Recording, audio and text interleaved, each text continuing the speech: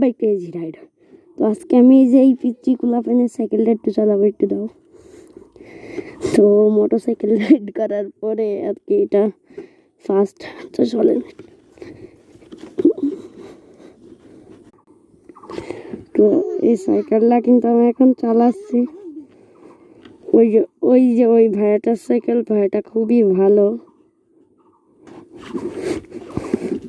Bike ride বাদ দিয়ে খুব জোরে বিটিটা আমি চালাচ্ছি।